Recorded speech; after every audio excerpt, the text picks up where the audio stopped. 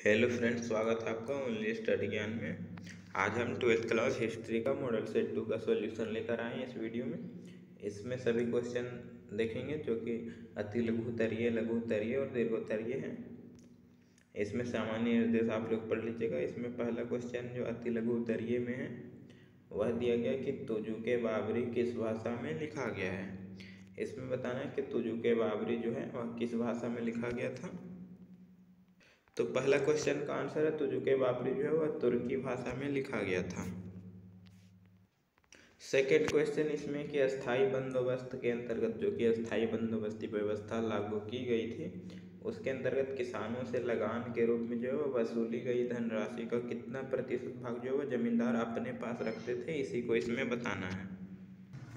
तो इसका आंसर है जो 1/11 यानी कि कुल 11 भाग में बांटा जाता था जो उत्पादन होता था। तो उसमें 1वां हिस्सा 11 भाग में 1/11 यानी कि 1वां हिस्सा जो है वह जमींदार अपने पास रखते थे और 10 हिस्सा यानी कि 1/, यहाँ जो है 10/11 यानी कि 10 हिस्सा जो है वह कंपनी को दे दिया जाता था और एक हिस्सा जो बचता था 11 में वह अपने पास रखते थे। तीसरा क्वेश्चन है कि 1857 की क्रांति के समय भारत का गवर्नर जनरल कौन था। इसमें गवर्नर जनरल का नाम बताना है। तो इसका आंसर है लॉर्ड कैनिंग था उस समय गवर्नर जनरल भारत का। 4 नंबर क्वेश्चन है इसमें कि चौरा चौरी घटना कब और यह किस राज्य में घटित हुई थी। तो चौरा चौरी घटना का आंसर देखते हैं हम लोग कब हुआ था और कहाँ पर हुआ था। तो इसका आंसर है 4 फरवरी 1922 में चौरा चौरी घटना हुआ था। यह ब्रिटिश सरकार के संयुक्त राज्य के गोरखपुर जिला में चौरी चौरा नामक स्थान पर हुआ था। 5वां क्वेश्चन है कि मुस्लिम लीग की स्थापना कब और कहाँ पर हुई थी। तो इसका आंसर है 30 जनवरी 1906 ईस्वी में हुआ था ढाका में, जो कि बांग्लादेश में आता है। 6ठा क्वेश्चन है कि अकबर ने फतेहपुर सीकरी में बुलंद दरवाजा का निर्माण जो है वह किस उपलक्ष्य में निर्माण करवाया था। तो इसका आंसर है गुजरात विजय के उपलक्ष्य में, जो कि गुजरात अपने कब्जे में कर लिया था उसी के अंतर्गत 1906 ईस्वी में इसका निर्माण करवाया गया था। अगला क्वेश्चन है कि भारत छोड़ो आंदोलन की शुरुआत कब हुई। इसमें बताना है भारत छोड़ो आंदोलन जो थी उसकी शुरुआत कब हुई थी। तो इसका आंसर है 9 अगस्त 1942 में हुआ था भारत छोड़ो आंदोलन और यह क्रिप्स मिशन के असफल होने के कारण प्रारंभ किया गया था। 8 नंबर क्वेश्चन है जो कि है लघुत्तरीय, 3 अंकों का क्वेश्चन है। इसमें बताना है कि दीन ए इलाही से आप क्या समझते हैं। इसमें बताना है दीन ए इलाही क्या है। तो इसका आंसर है कि दीन ए इलाही 1882 ईस्वी में मुगल सम्राट अकबर द्वारा एक सोच थी जिसमें सभी धर्मों के मूल तत्वों को डाला था। इसमें प्रमुख हिंदुत्व जो प्रमुखता थी वह हिंदू एवं मुस्लिम धर्म थे, यानी कि दोनों को एक में जोड़कर रखना। इसके अलावा पारसी, जैन, ईसाई धर्म के मूल विचारों को भी सम्मिलित किया गया था। दीन ए इलाही के अनुसार जो है ईश्वर एक होते हैं और अकबर उसका सबसे बड़ा पुजारी या फिर पैगंबर होता है। अगला क्वेश्चन है 9 नंबर की संथाल और पहाड़ियों के बीच जो लड़ाई हल और कुदाल के बीच हुई थी, सिद्ध कीजिए। तो इसका आंसर है कि संथाल बंदिशों में निचली पहाड़ियों पर अपना कब्जा जमा लिया था और इसलिए पहाड़ियों को राजमहल की पहाड़ियों में और भीतर की ओर भी पीछे हटना पड़ा था। पहाड़िया लोग अपने जूम की खेती के लिए कुदाल का प्रयोग करते थे, इसलिए यदि कुदाल को पहाड़ियों का जीवन प्रतीक माना जाए तो हल को नए बंदिशों यानी कि संथालों की शक्ति का प्रतिनिधि प्राप्त होता है। 10 नंबर क्वेश्चन है कि लॉर्ड डलहौजी की राज्य अपहरण नीति क्या थी। इसमें राज्य हड़प नीति बताना, हड़प नीति क्या होता है लॉर्ड डलहौजी के। तो इसका आंसर है कि लॉर्ड डलहौजी जो थे वह ब्रिटिश साम्राज्य का अधिक से अधिक विस्तार करना चाहता था और कंपनी के राज का विस्तार करने के लिए जो है उसने एक नवीन कूटनीतिक सिद्धांत का निर्माण किया जिसे कि गोद निषेध नीति के नाम से जाना जाता है। और इसमें जो है डलहौजी ने इस नीति का कठोरता से पालन किया और सतारा, जोधपुर, संबलपुर, नागपुर और झांसी को अंग्रेजी साम्राज्य में जो है विलय कर लिया, हराकर उन्हें। क्वेश्चन नंबर 11 है कि भारत छोड़ो आंदोलन के कारण बताइए। इसमें भारत छोड़ो आंदोलन के प्रमुख कारणों का उल्लेख करना है। तो इसमें सबसे पहले हम लोग देखते हैं भारत छोड़ो आंदोलन क्या था। तो महात्मा गांधी ने 1942 में करो या मरो का नारा देते हुए इस आंदोलन की शुरुआत की थी, लेकिन इसकी जड़ें जो है क्रिप्स मिशन में छुपी हुई थी। क्रिप्स मिशन के रियासत प्रांत एवं मुस्लिम लीग को लेकर जो है कोई सटीक निर्णय नहीं लिया गया था एवं भारत के संघ में रियासतों को शामिल करना ऐच्छिक था। और यह आंदोलन जो है इसलिए शुरू किया गया था क्योंकि व्यक्तिगत सत्याग्रह आंदोलन 1940 में सफल नहीं हो पाया था। इनके कारण जो है वह यहाँ देख सकते हैं। यह आंदोलन का तात्कालिक कारण जो था वह क्रिप्स मिशन की समाप्ति था। मिशन के अंतिम निर्णय पर पहुंच नहीं पाया था। दूसरा कि द्वितीय विश्व युद्ध में भारत का ब्रिटिश को बिना शर्त समर्थन करने की मंशा को जो है भारतीय कांग्रेस राष्ट्रीय कांग्रेस जो था वह सही नहीं समझा जाना। तीसरा कि ब्रिटिश विरोधी भावना एवं पूर्ण स्वतंत्रता की मांग ने भारतीय जनता के बीच जो लोकप्रियता हासिल कर ली थी। 12 नंबर है कि भारतीय संविधान के अनुसार धर्मनिरपेक्षता क्या है। तो इसका आंसर है कि धर्मनिरपेक्षता एक विश्वास की प्रणाली है जिसमें धर्म को बहुत कम या बिल्कुल महत्व नहीं दिया जाता है, इसे धर्मनिरपेक्षता कहा जाता है। इसके और भी नाम है जैसे कि पंथनिरपेक्षता या फिर सेक्युलरवाद कहा जाता है। और इसका मानना होता है कि हमें सरकार, शिक्षा और समाज पर किसी भी धर्म का प्रभाव पड़ने देना नहीं चाहिए। अगला क्वेश्चन है 13 नंबर की मुगल मनसबदारी व्यवस्था से आप क्या समझते हैं। इसमें मनसबदारी व्यवस्था बताना है। तो इसमें हम लोग देखते हैं मनसबदारी व्यवस्था। तो अकबर ने अपने राज्य में ईरानी, तुर्कानी, राजपूत, भारतीय, मुसलमान जो है वह इत्यादि को शामिल किया था। और अबुल फजल ने अकबरनामा में इन जातियों को राजा के प्रति जो वफादारी की चर्चा की थी। इसमें मनसब का अर्थ देखते हैं हम लोग। तो इसका संबंध जो होता है पद, वेतन, पद का क्रम, घुड़सवार एवं घोड़े के नस्ल से जुड़ा हुआ था मनसब। और मनसब को जात एवं सवार में जोड़कर बताया गया है। मनसब जो है घुड़सवारों की संख्या एवं घोड़ों की श्रेणियों से संबंधित होता है। इसके संख्या के आधार पर अधिकारियों, यात्रियों, राजकुमारों के बीच जो मनसब दिया जाता था, इसे ही मनसबदारी व्यवस्था कहा गया। 14 नंबर क्वेश्चन है कि 1857 की क्रांति से संबंधित 3 प्रमुख केंद्र तथा वहाँ के नेतृत्वकर्ता के नाम लिखें। तो इसका आंसर है सबसे पहले बिहार के जो बिहार से किया गया था उसके नेतृत्वकर्ता थे जगदीशपुर स्थान से वीर कुंवर सिंह। दूसरा था झांसी में जो थी लक्ष्मीबाई, झांसी की रानी। तीसरा था ग्वालियर से तात्या टोपे। और चौथा लखनऊ से बेगम हजरत महल। तो 4 है, इसमें 3 आपको लिखना है। अगला क्वेश्चन 15 नंबर जो कि दीर्घोत्तरीय प्रश्न है, 5 अंकों के। इसमें 3 क्वेश्चन का आंसर देना है, टोटल 5 क्वेश्चन है। तो है मुगल काल के अभिजात वर्ग की विशेषताओं का वर्णन कीजिए। इसमें अभिजात वर्ग की विशेषता बताना है। तो इसका आंसर दे सकते हैं कि मुगल दरबार को एक महत्वपूर्ण अधिकारियों का समूह था जिसमें अभिजात वर्ग कहा जाता है जिसे। और इनकी भर्ती धार्मिक समूहों से होती थी। मुगलों की अधिकारी काफ़ी वफादारी के साथ जो है बादशाह से जुड़े होते थे। 1560 है यहाँ। 1560 ईस्वी के बाद अभिजात वर्ग के राजपूतों को जो है जगह मिली और इन्हीं में से प्रथम राजपूत मुखिया अम्बेर का जो राजभार मल कछवाहा था जिसकी पुत्री से बाद में विवाह में अकबर ने विवाह कर लिया था बाद में। और शिक्षा शास्त्र और लेखा शास्त्र में प्रवृत्ति, हिंदी के 21 जातियों की जो है वह वित्त मंत्री का पद और हिसाब किताब का जो जिम्मा जो है मिलता था। आगे इसमें कि अकबर का वित्त मंत्री टोडरमल इन्हीं में से एक था।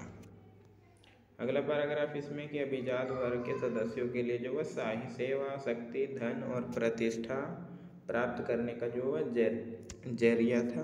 और इस सेवा के आने के लिए जो वह उम्मीदवार एक याचिका देता था और इस याचिका को जो वह सम्राट के सामने रखा जाता था। अगर याचिका जो वह सुयोग्य माना जाता था यानी कि सही, तो उसे मनसब प्रदान किया जाता था। मीर बख्शी दरबार में जो वह याचिकाकर्ता के नाम से घोषणा करता था और उसका वेतन तथा उसके अधिकारियों के बारे में उसे बतलाता था। तो यह इसका आंसर था। 16 नंबर क्वेश्चन है कि पहाड़िया लोगों की आजीविका संथालों की आजीविका से कैसे भिन्न थी। इसमें पहाड़िया लोगों की आजीविका और संथालों की आजीविका के बारे में बताना है।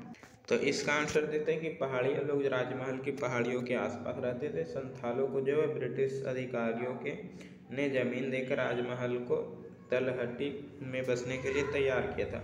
ब्रिटिश अधिकारियों की नीति कृषि भूमि विस्तार करके कंपनी के राजस्व में वृद्धि करना था।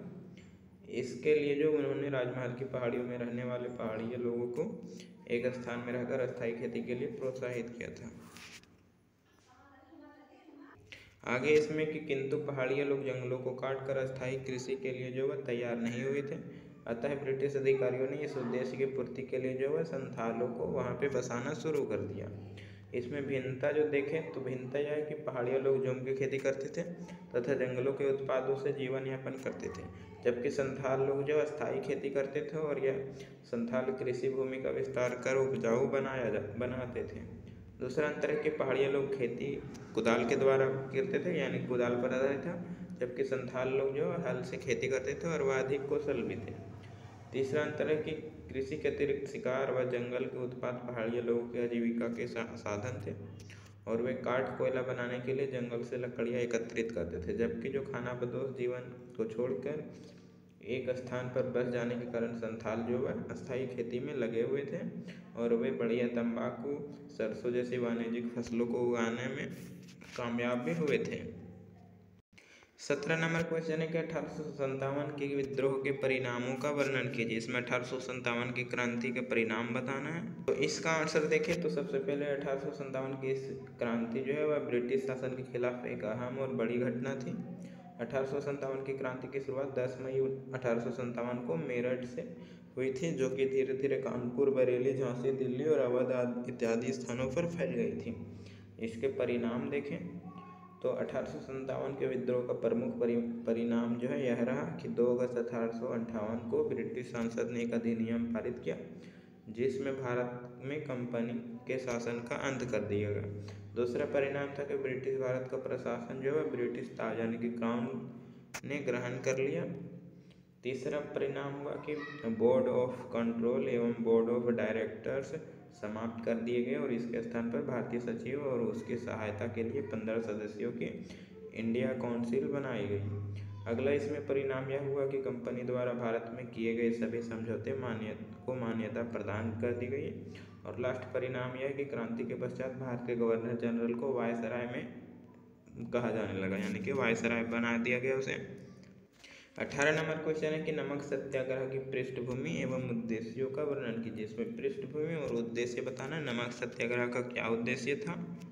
तो इस क्वेश्चन का आंसर है, सबसे पहले पृष्ठभूमि देख लेते हैं हम लोग। तो गांधी जी और जवाहरलाल नेहरू के नेतृत्व में भारतीय राष्ट्रीय कांग्रेस ने सार्वजनिक रूप से जो है 26 जनवरी 1930 को आज़ादी की घोषणा की, पूर्ण स्वराज की जारी कर दी। दूसरा यह है कि नमक मार्च से दांडी यानी कि मार्च में दांडी यात्रा जो हुआ था 6 अप्रैल को गांधी द्वारा जो अवैध नमक बनाने के साथ इसे नमक कानून को तोड़ दिया गया। तीसरा कि 1930 ईस्वी में जो ब्रिटिश नमक कर के खिलाफ राष्ट्रीय व्यापी विरोध जो प्रदर्शन शुरू कर दिया गया। इसका उद्देश्य क्या था? तो इसका मुख्य उद्देश्य यह था कि अंग्रेजों द्वारा नमक जो लागू किया गया था नमक कानून के विरुद्ध सविनय अवज्ञा आंदोलन को भंग करना। दूसरा इसमें था कि अंग्रेजी शासन में भारतीयों को नमक बनाने के अधिकार नहीं मिले थे, तो इसे तोड़ना था। तीसरा है कि लेकिन नमक जो है वह जीवन के लिए आवश्यक वस्तु था और इसलिए इस कर को हटाने के लिए गांधी जी ने सत्याग्रह चलाए थे। इसका जो योजना क्या था उसे देखते हैं हम लोग। इस जो नमक सत्याग्रह था या फिर सविनय अवज्ञा आंदोलन, उसकी योजनाएं देखते हैं। तो सविनय अवज्ञा जो है आंदोलन 12 मार्च 1930 ईस्वी को साबरमती आश्रम से दांडी की ओर पैदल यात्रा करके 6 अप्रैल को जो है गांधी जी ने स्वयं दांडी नामक स्थान पर नमक यात्रा बनाकर कानून को तोड़ दिए थे। नमक कानून का उल्लंघन कर सरकारी आदेश की अवज्ञा की एवं यह आंदोलन उड़ीसा, तमिलनाडु, केरल तक भी फैल गया था बाद में। इसमें तीसरा कि इस आंदोलन में भी जो है असहयोग आंदोलन की तरह किया गया था, जो कि वकीलों ने अदालत छोड़ दी थी, विद्यार्थियों ने स्कूल कॉलेज, कर्मचारी कार्यालय और किसान जो है वह विदेशी वस्त्रों का बहिष्कार करके स्वदेशी वस्त्रों को अपना रहे थे। अगला इसमें कि कमला चट्टोपाध्याय के कहने पर जो महात्मा गांधी ने महिलाओं को भी इस आंदोलन में शामिल कर लिया था। नेक्स्ट इसमें यह है कि महिलाएं जो वह शराबबंदी कानून के लिए जो वह शराब की दुकानों पर धरना प्रदर्शन कर रही थी और गांधी जी ने जो वह अछूतों की सेवा इसमें शामिल किए थे और भारतीयों द्वारा करने के लिए यह आग्रह किए थे अछूतों की सेवा। और इस आंदोलन की सफलता के लिए जो है स्वराज की सफलता को इसमें जोड़ा गया था। तो इसका जो कार्यक्रम था इस मॉडल सेट का लास्ट क्वेश्चन है कि संविधान निर्माण में प्रारूप समिति की मुख्य भूमिका का वर्णन कीजिए। इसमें भूमिका बताना है, प्रारूप समिति का क्या भूमिका था संविधान निर्माण के समय। तो इसका आंसर देखते थे 29 अगस्त 1947 को संविधान सभा ने संविधान का मसौदा तैयार करने के लिए जो है प्रारूप समिति, जिसे कि ड्राफ्टिंग कमेटी कहा जाता है, उसका गठन किया गया, जिसके अध्यक्ष थे डॉक्टर भीमराव अम्बेडकर बनाए गए थे इसके अध्यक्ष। और इस समिति में ने जो है BN राव द्वारा तैयार किए गए ड्राफ्ट का काम किया। इसकी भूमिका जो है वह डॉक्टर भीमराव अम्बेडकर ने संविधान सभा के निर्माता माना जाता है। आज़ादी से पहले संविधान सभा के कुल 389 सदस्य थे, लेकिन संविधान सभा की पहली बैठक में 200 से कुछ अधिक ही सदस्य इसमें शामिल हुए थे। अगला इसमें कि 26 जनवरी 1977 को संविधान सभा ने संविधान निर्माण के लिए कई जो समितियां नियुक्त की, जिसमें की थे वार्ता समिति, संघ संविधान समिति, प्रांतीय संविधान समिति, संघ शक्ति समिति, प्रारूप समिति प्रमुख थे। अगला इसमें कि BN राव को संविधान सभा का संवैधानिक सलाहकार जो है नियुक्त किया गया। पंडित जवाहरलाल नेहरू को संविधान सभा की संघीय शक्ति समिति के रूप में अध्यक्ष चुने गए। और भारत के संविधान के निर्माण में कुल 63,96,729 रुपये जो वह लगे थे। तो यह इसका आंसर था। तो वीडियो अच्छा लगा हो तो लाइक कमेंट तथा चैनल को सब्सक्राइब कर लीजिएगा। और अगर आपको और मॉडल सेट सॉल्यूशन चाहिए तो प्लेलिस्ट जरूर चेक कीजिएगा, सभी मिल जाएंगे वहाँ पे।